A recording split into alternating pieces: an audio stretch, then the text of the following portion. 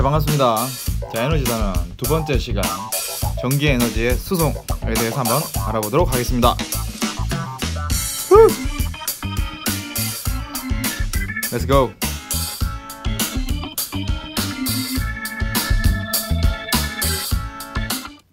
자, 오늘은 지난 시간에 얘기했던 여러가지 발전에 의해서 생겨난 전기 에너지를 가정까지 어떻게 수송하는가, 그 수송 과정에서 과연 우리가 알아야 할 내용이 뭔지 살펴보도록 하겠습니다.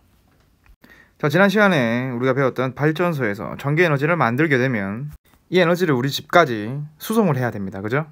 수송하는 과정은 전선을 이렇게 송전탑을 통해서 이렇게 연결해서 우리 가정까지 이어주게 되는 겁니다. 자, 그럼 이 전기 에너지가 우리 집까지 오는 과정에서 일어나는 일들이 몇 가지가 있습니다. 먼저 전류가 흐르는 도선 안을 한번 살펴보도록 하죠. 자, 그러면 도선을 확대해 보도록 합시다. 자, 도선을 확대해 보면 도선은 전류가 잘 흐르니까 도체로 되어 있겠죠. 그럼 도체 내부 구조를 살펴보면 자, 이렇게 고정되어 있는 원자 핵들이 있을 거고요. 이렇게 자유롭게 움직여 다니는 자유전자들이 있습니다. 그럼 이 자유전자들이 이렇게 움직일 때 우리는 전류가 흐른다라고 이야기를 하죠. 자, 여기서 지금 자유전자가 왼쪽으로 흐른다고, 왼쪽으로 움직일 때 우리는 전류는 어느 방향으로 흐르죠? 그렇죠?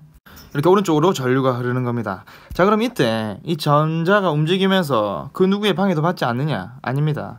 고정되어 있는 이 원자 핵들한테 얘가 충돌을 한다라는 거죠. 그럼 충돌하면서 얘네들이 가면서 이제 방해를 받게 되는 겁니다. 자, 그럼 이렇게 충돌할 때 여기서 뭐가 발생하느냐 하면 바로 열이 발생하게 되는 겁니다. 자, 그럼 열이라 하면 에너지란 말이에요. 열 에너지. 그럼 열 에너지가 밖으로 발산이 되게 되는 거죠. 그럼 이 열 에너지는 어디서부터 온 거냐? 바로 발전소에서 만들었던 이 전기 에너지가 열 에너지로 바뀌는 겁니다. 그러면 도선에서 열이 많이 발생하면 많이 발생할수록 우리 가정에 도달하는 전기 에너지의 양은 줄어들게 되겠죠. 그럼 우리가 여기서 알아야 될 거는 과연 이 도선에서 빠져나가는 열 에너지를 줄이기 위해서는 과연 어떻게 해야 될까? 그게 바로 이번 단원의 핵심 내용입니다. 자, 그럼 다시 돌아갑시다. 자, 그럼 여기에서 우리가 알아야 될 개념은 두 가지가 있습니다. 자, 전기 에너지긴 한데 첫 번째는 발전소에서 공급이 되는 전기 에너지가 있고요. 두 번째는 이 송전 과정에서 이 전선에서 소비되는 전기 에너지가 있을 겁니다. 자, 이거 둘을 잘 구별을 하셔야 됩니다. 계산하는 식은 똑같습니다. 전기 에너지를 계산하는 식은요, 먼저 전압 V, 전류 I, 그 다음에 전류가 흐르는 시간 T, 이 셋의 곱으로 나타나게 되는 겁니다. 여기서 말하는 V는 전압, I는 전류인데 이들은 이 발전소 안에서 발전 과정에서 생겨나는 값들입니다. 그 다음 두 번째는 소비되는 전기 에너지입니다. 소비되는 전기 에너지도 똑같습니다. V 곱하기 I 곱하기 T로 나타나는데 여기에서는 이때 V는 이 전선에 걸리게 되는 전압이고요. I는 이 전선을 흐르는 전류가 되는 겁니다. 자, 근데 여기서 이제 주의해야 될 점은 요 두 V는 발전소에서 발전할 때 그 송전하는 전압과 그 다음에 이 오른쪽에 있는 V는 전선에 걸리게 되는 전압인데요. 요 두 녀석은 다르다라는 걸 기억을 하셔야 됩니다. 자, 하지만 이때 흐르는 전류 I는 같은 값을 가지는 겁니다. 이게 연결이 되어 있기 때문에 흐르는 전류의 값은 같게 되는 것이죠.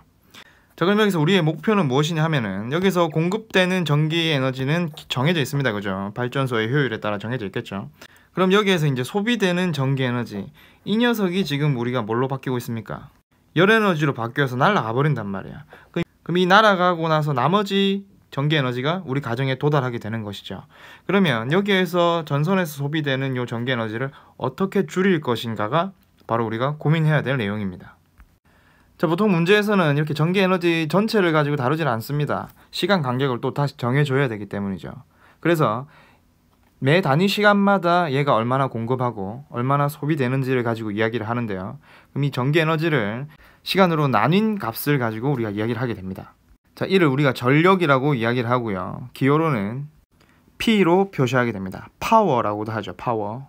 자, 그럼 이 전력은 전기에너지 VIT에서 T가 빠져서 V 곱하기 I로 계산이 되는 겁니다. 그러면 발전소에서 매 단위 시간마다 만드는 전기에너지, 즉 전력은 전압 곱하기 전류로 계산이 되는 것이죠. 자, 그 다음에 전선에서 소비되는 전기에너지, 즉 열에너지로 전환되는 전기에너지도 마찬가지입니다. 소비되는 전력 P도 V 곱하기 I로 계산이 됩니다. 근데 여기에서 주의해야 될 점은 방금 전에 말했듯이 이 V와 이 V는 다르다라는 거 기억을 하시고, 요 I와 요 I는 같은 값이라는 걸 기억을 하시면 됩니다. 자, 그럼 헷갈리지 않게 기호를 다시 한번 정리해서 써보도록 합시다. 자, 발전소에서 생산하는 전력 P발은 전압, 송전 전압 곱하기 전류로 표현할 수가 있고요. 전선에서 소비되는 전력 P전은 이 전선에 걸리는 전압 V전 곱하기 이렇게 I로 표시할 수가 있겠죠. 자, 그럼 우리의 목적은 무엇이냐? 자, 발전소에서 만드는 요 단위 시간당 만드는 전력은, 생산되는 전력은 정해져 있습니다. 그러면 오른쪽에 있는 이 전선에서 소비되는 소비 전력을 줄이는 방법에 대해서 이야기를 해볼 겁니다. 자, 오른쪽에 전선에서 소비하는 전력에 관한 식을 변형시켜 보도록 하겠습니다. 자, 옴의 법칙 기억납니까? V는 IR. 자, 이 식을 요 V 전에다가 대입을 하도록 하겠습니다. 자, 그럼 전선에서 소비하는 전력 P전은 I 제곱 곱하기 R이 될 겁니다. 그죠? 자, 그러면 전선의 이 저항은 정해져 있단 말이야. 그러면 전선에서 소비하는 전력을 줄이기 위해서는 이 전선에 흐르는 전류의 세기를 줄여주면 되는 겁니다. 그럼 전류의 세기가 줄어들면 요 오른쪽에 있는 항 전체가 작아지기 때문에 전선에서 소비하는 전력도 줄어들게 되겠죠. 자, 그러면 다음 문제는 이겁니다. 과연 여기 전선에 흐르는 전류의 세기를 어떤 방법으로 줄일 것이냐 하는 겁니다. 이거는 발전소에서 생산하는 전력으로 다시 돌아가야 됩니다. 자, 발전소에서 생산하는 전력은 이 발전소의 효율에 따라서 결정이 되어 있는 겁니다. 그러면 이 V의 송전과 여기서 흐르는 전류 이 두의 곱은 항상 한 값으로 정해져 있다는 뜻이 되겠죠. 자, 그렇다는 이야기는 여기서 V 값을 크게 해서 송전을 하게 되면은 흐르는 전류의 세기는 작아지게 된다는 겁니다. 자, 그래서 정리해서 이야기하면 송전 전압을 높여주게 되면은 전선에 흐르는 전류의 세기가 줄어들게 되고, 전류의 세기가 줄어들게 되면은 전선에서 소비하는 전력이 줄어들게 된다는 거죠. 자, 간단한 숫자를 대입해서 한번 개념을 정리해 보도록 합시다. 자, 이건 만약입니다. 만약에 실제 값은 아니고요. 자, 발전소에서 1만큼의 전력을 생산한다고 합시다. 그러면 송전 전압을 1로 했을 때 이때 흐르는 전류의 세기는 1이 되는 겁니다. 오케이? 자, 그럼 이때 전선에서 소비하는 전력을 한번 계산해 보도록 하죠. 자, 전선에서 소비하는 전력은 전류가 1이었으니까 1의 제곱이 되겠죠. 1의 제곱에 저항값은 우리가 임의로 정해줍시다. 계산하기 편하도록 1로 합시다. 1로 하면은 전선에서 소비하는 전력은 얼마입니까? 1만큼을 소비하게 되는 겁니다.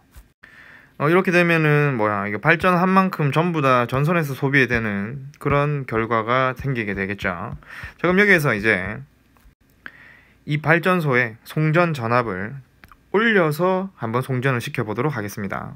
자, 발전소가 생산해내는 전력은 1로 동일하고요. P발은 1로 정해져 있습니다. 송전 전압을 2로 한번 바꿔봤습니다. 곱하기 2배로 송전 전압을 올려봤습니다. 그러면 전선에 흐르는 전류는 0.5, 즉 2분의 1로 감소하게 되겠죠. 그럼 이때 전선에서 소비되는 소비 전력을 한번 계산해 보도록 하죠. 자, P전은 0.5의 제곱 곱하기 저항 1, 즉 얼마나 되죠? 0.25가 됩니다. 자, 그럼 여기서 얻을 수 있는 결과는 이거였죠. 송전 전압을 2배로 올려줬더니 전선에서 소비되는 전력이 4분의 1로 줄어드는 것을 우리가 확인할 수가 있었습니다. 자, 그러면 전선에 소비되는 소비 전력을 줄여주기 위해서는 더 높은 송전 전압으로 송전을 시켜주면 되겠죠. 그래서 발전소에서 가정으로 보낼 때 첫 단계에서는 굉장히 높은 전압으로 올려서 송전을 하게 되는 겁니다. 그러면 전선에 흐르는 전류의 세기가 작기 때문에 전선에서 소비되는 전력이 작아지게 되는 거죠. 자, 이 내용이 쉽지만 않습니다. 그죠? 여기에서 발전소에서 공급하는 전기에너지, 전력, 그리고 전선에서 소비되는 이 녀석들. 자, 이 녀석을 줄이기 위해서는 발전소에서 내보낼 때 송전 전압을 높게 하여 전류를 감소시킨다. 전류를 감소시키면은 이 전선에서 소모되는 소비 전력도 줄어들게 된다라는 거죠. 자, 중요한 내용이기 때문에 다시 한번 정리하도록 하겠습니다. 자, 송전 과정에서 이 소비되는 전기 에너지를 줄이기 위해서는 송전 전압을 높여줘서 굉장히 고압으로 송전을 한다라는 것입니다. 또 단위 한번 몇 가지 정리를 하도록 하죠. 자, 전기에너지는 일단 먼저 단위를 주를 사용합니다. 숫자는 값은 쌤이 임의로 넣었어요. 자, 1줄. 이렇게 에너지의 단위는 주를 사용하고요. 자, 전력은 얘가 단위 시간 동안 얼만큼 에너지를 소모하느냐 였단 말이야. 그러면 전력 P는 이 에너지를 시간으로 나눈 것이기 때문에 단위는 줄 per second를 사용합니다. 자, 혹은 W라고 쓰고 와트라고 있죠. 와트라고도 씁니다. 자, 그리고 전력 P를 계산하는 또 다른 방법은 전압 곱하기 전류가 있었다, 그죠? 그래서 볼트 곱하기 암페어라고도 사용을 합니다. 즉 1와트는 1볼트의 전압으로 1암페어의 전류가 흐를 때의 전력의 크기가 되는 거죠. 자, 이것은 1줄 per sec로도 나타낼 수 있기 때문에 1초당 1줄의 일을 했다라는 의미도 되는 겁니다. 자, 오늘 좀 내용이 많은데 자, 마지막 변압기 한번 살펴보고 끝내도록 하겠습니다. 자, 이런 전원 장치에 코일이 연결되어 있습니다. 이때 코일의 가문수는 지금 한 바퀴, 두 바퀴, 세 바퀴, 3번 감아 있죠. 자, 이런 모양의 철심을 연결한 다음에 이런 식으로 연결을 해 두었습니다. 자, 이때 왼쪽 부분에 있는 이 모양은 교류 전압 전원 장치를 이야기를 합니다. 전류가 흐르는 방향이 계속 바뀌는 전원 장치죠. 자, 오른쪽에 보면은 가문수가 왼쪽 경우보다 2배나 많이 감겨 있습니다. 그죠? 자, 가문수를 N1, N2라고 했을 때 N1은 3, N2는 6이 되겠죠. 그럼 이때 V1의 전압을 전원 장치에서 공급해 줄 때 이 오른쪽에는 과연 얼마만큼의 전압이 걸릴 것인가? 자, 지금 이 상황에서 이 코일에 흐르는 전류가 계속 바뀌게 되면은 이 코일이 만들어내는 자기력 선속도 계속 변하게 될 겁니다. 그죠? 이 변하는 과정에서 이 N2의 전자기 유도 법칙에 의해서 전압이 발생되게 되는 거죠. 유도 기전력 혹은 유도 전류가 흐른다라고도 할 수 있겠죠. 그럼 이때 오른쪽 이 저항에는 과연 얼마만큼의 전압이 걸리느냐? V2입니다. 자, 이 녀석들 사이에는 이런 관계가 성립을 합니다. 아까 전에 N1이 3이었고 N2가 6이었다, 그죠? 그러면 만약에 전원 장치의 전압을 3V라고 합시다. 그럼 3V라고 하면 이때 오른쪽 이 저항에 발생되는 전압의 크기는 얼마다? 6V가 되는 겁니다. 자, 그러면 요 가문수를 조정하게 되면은 요 오른쪽에 우리가 원하는 만큼의 전압을 발생시킬 수가 있다라는 거죠. 자, 그럼 이게 어디에서 활용이 되느냐 하면 자, 이 왼쪽 부분이 만약에 발전기에서 전기 에너지를 만들어내는 부분이라고 합시다. 자, 이제 전력을 생산해내는데 전체적으로 생산해내는 전력의 양은 정해져 있습니다. 그죠? 그럼 정해져 있는데 이거를 높은 전압으로 바꿔서 우리 가정으로 보내야 된단 말이야. 그러면 이 전압을 높여주는 역할을 하는 게 바로 이 녀석입니다. N2에 코일을 많이 감으면 많이 감을수록 이 오른쪽 부분에 걸리는 전압은 원래 전압보다 더 높아지게 될 거고요. 혹은 N2를 N1보다 더 작게 감게 되면은 오른쪽에 걸리는 전압이 더 작아질 수도 있겠죠. 자, 이렇게 전압을 변환시킬 수 있는 녀석을 우리가 변압기라고 이야기를 하는 겁니다. 자, 근데 여기서 주의해야 될 점은 바로 이 왼쪽 부분에 만들어내는 전력 P1과 오른쪽 부분에서 나오게 되는 P2는 같다라는 거. 에너지는 새롭게 생겨나거나 없어지지 않기 때문에 전체적인 에너지는 항상 유지가 된다라는 거 기억을 하시면 왼쪽에 흐르는 전류를 I1이라고 하고 오른쪽에 흐르는 전류를 I2라고 했을 때 이런 관계를 성립할 수가 있겠죠. 자, P에 관한 식을 그대로 옮겨 적었습니다. 자, 그래서 이 두 값을 곱한 게 같기 때문에 이 전압을 높여주게 되면은 반대로 전류는 작아지게 된다는 것까지 여기에서 이제 적용을 시켜볼 수가 있습니다. 그래서 정리를 하면 아까 전에 송전 과정에서 소비되는 전기 에너지를 줄이기 위해서는 고압으로 송전합니다. 그리고 우리 가정에서 다시 사용을 하기 위해서는 전압을 다시 낮춰줘야 됩니다. 그래서 중간중간에 송전탑이 그 역할을 하게 되는 겁니다.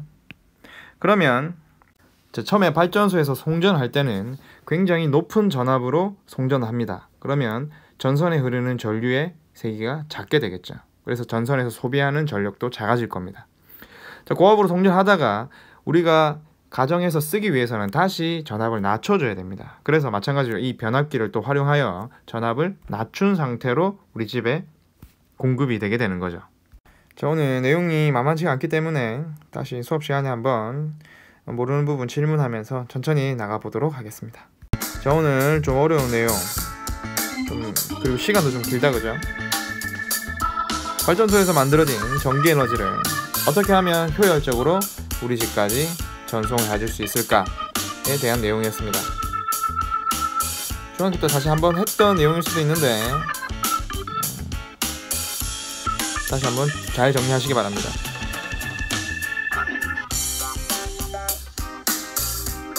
수고했습니다.